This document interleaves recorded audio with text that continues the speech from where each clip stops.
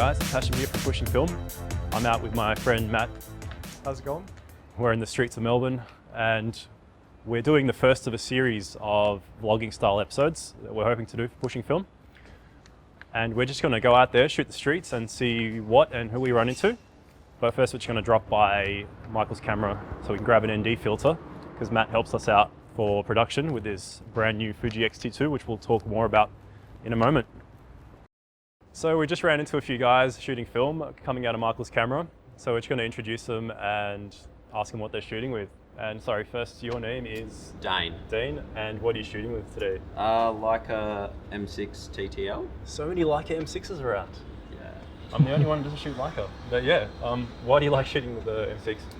I just wanted one for a long time, so Yeah. grabbed it, didn't know what Legendary. to expect, and yeah, love it. What was the main motivation? Was there a photographer you admired that shot with Leica, or? A few, but I just liked the ability to be able to zone focus, just walk around and Definitely. take photos without thinking too much. Yeah. And what are you shooting with at the moment? Portrait 800. Nice. And what's your favorite black and white film? Kodak 400 Tri-X. Tri-X 400, yeah, classic combo. It's really popular, the Leica M6 with Tri-X combo. And what have you got, man? I'm shooting in Nikon F100. Yeah. Sorry, and your name again? Peas. Peas, yep. And an L35 AF. Nice. Fuji Industrial 400 at the moment. In the Nikon Yeah. F100? In the F100, yeah. And I noticed you taped off the Nikon. yeah, Is that just for stealth? I travel for work, so yeah. I've always got one or two cameras on me, and so I just feel like I don't get targeted as much if people can't identify the camera Absolutely. straight away. Yeah. I had stuff stolen back in 2012, had my whole kit stolen in Germany. No. Because the Yeah. guy was kind of shadowing me around town. Really? And as soon as I put my bag down, it got stolen. What So, was stolen? there was like a 5D3, Whole about kit. 4 L series lenses, and yeah, it kind of put me on my ass for quite a few months, obviously. Yeah. It's not a cheap kit, so now I just try dirty up the camera as much as possible. Cool. Yeah. So, what have you got in the L35? There's actually nothing in that right Nothing, now. alright. Yeah. So And do you drop off some film? we didn't. He just picked up some batteries from Michael's, Yeah. and Oh, yeah. Cool, yeah, cool. it's running a bit low Yeah. because he decided to buy one that took batteries. Nice. So. And Ben? Yeah. What have you got today, man? F60, Nikon F60 with a 1.8 50mm. It's an old lens I had laying around.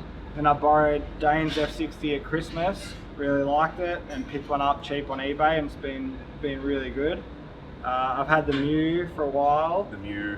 Mu 2, and I was lucky to get them when they were still reasonable. I thought it was expensive at the time, but now they're ridiculous. Did you pick it up in an op shop? No, my friend in Sydney, Lucky 35, sells a whole bunch of compact 35mm if anyone's looking. Comes across Yeah. them and tests them, shoots sample images and resells them. So That's where I bought my T3 off. yeah, so I got another camera off him and he hooked me up with someone for a T2 purchase as well. Lucky 35. Yeah, Lucky 35. Yeah, he's real good, and the stuff you get from him you can kind of trust, so it's good. These cameras are becoming so popular. Mm. Anyone who doesn't know, sooner or later these are going to cost more than Leica M6s, maybe. But yeah, they're like gold now. But awesome. Yeah. What film are you shooting? This one's got Industrial 400 in it, which I've really started liking. I really like Superior 400, but it's harder to get. Yeah. So I've been using this and got some Ultra 400 in here, just I chucked it in and I don't mind it, but usually Fuji. Awesome. And you guys are just shooting a bit of street today? Yeah, we just had nothing to do this Sabo, so Yeah. we usually just go around and look for car parks or open doors or anything we can get into and Yeah. see what we find. They had no purpose really, just go for a stroll. Do you ever shoot around Chinatown? Oh, we just walked Yeah, we through cruised there. through there as well. That's one of my favourite spots. And it was There's always- cool today because it was the streets blocked off, so you can go wherever you want. Yeah. Cool. Maybe we should drop by there at some Yeah, point. definitely. All right. Thanks a lot, guys. No Thanks worries, for thank you. talking to us. Thanks for having and us. maybe we'll catch you out on the street. Definitely. Sure. Thanks. So, I'm gonna chuck on a yellow filter as well. Forgot to do that earlier. But what I find is it just gives you that little bit of extra contrast and filters some UV light as well. And if you're shooting into the sky, yellow will really kind of add that contrast to the sky and give you slightly better results, especially if you're printing in the darkroom. So let's hit the streets.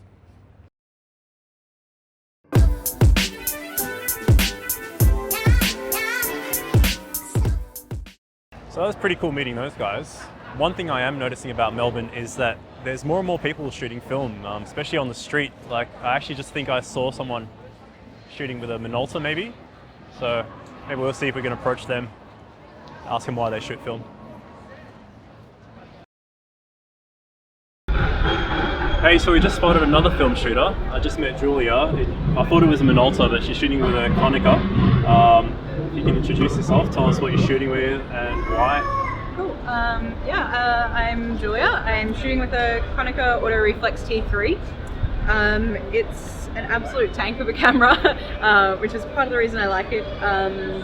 I'm shooting film because I've done quite a bit of digital and a lot of manual shooting with digital, but I wanted the opportunity to kind of slow down and think more about what I was shooting, especially because of the kind of digital I was shooting. It was very rapid fire, kind of just shoot off a lot, but yeah, it's good to really think about composition and why you're shooting what you're shooting. So I've really enjoyed the learning curve. Yeah, and what film do you have in there at the moment? I have a HP5 at HP5? 400. Yeah. Oh yeah. Do you sometimes push HP5?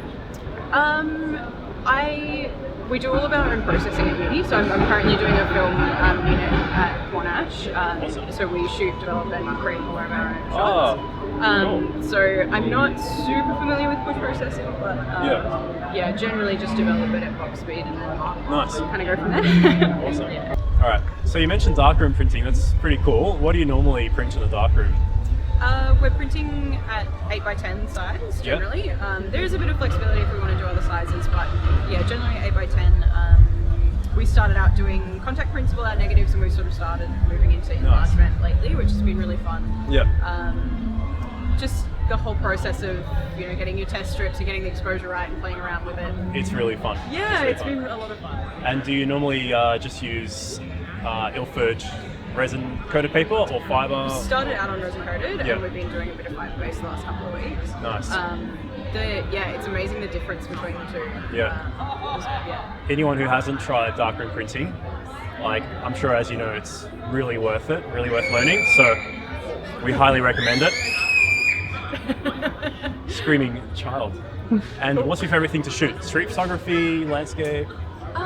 I guess I started out doing a lot of like architectural kind of stuff, just interesting lines and shapes that kind of caught my eye. Yeah. I've done a bit of, I've kind of focused a little bit more on street photography today. Just kind of candid images of people. Yeah, Melbourne's great for it. Yeah, definitely. Very good. Awesome. And do you have an Instagram or any photo galleries online that we can tell the crowd about? Nothing that I've updated recently, but I'm just, I'm Julia Cadats on Instagram. Yep, so we'll chuck that on the card on the screen for you guys to see. Cool. And we're looking forward to seeing your work too. Yeah, thank you very much. Thanks for talking to us. Cool, thank you. Alright guys, we're going to sum things up here. It's been a great day out in the city, beautiful weather, heaps of fun shooting. I'm going to develop this roll of BRF 400 Plus when I finish that. So it'll be sort of like a mini preview/review for you guys to see how that comes out. I've never shot it before, so I'm really looking forward to that. We want to thank everyone who we interviewed and ran into on the street. Really cool meeting you guys. And if you're interested in seeing their work, just check the description below.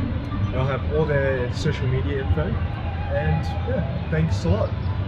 If you liked the video, like it. If you disliked it, dislike it. And subscribe, click the bell as well. Thank you very much. Thanks guys, we'll see you on the next episode of Pushing Film. Yeah.